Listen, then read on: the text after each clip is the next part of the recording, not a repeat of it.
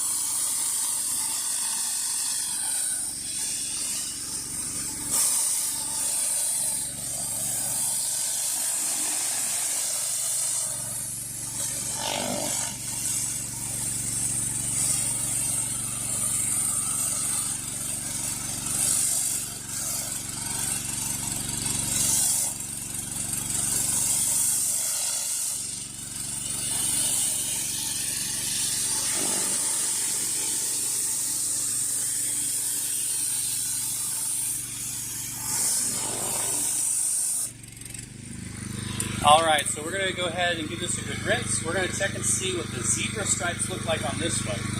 Our Surfacemax Pro had a lot of issues with zebra stripes. So we're going to check and see what's going on with this. I'm not seeing them, but hey, there was a lot of dirt on this, so let's see what's going on.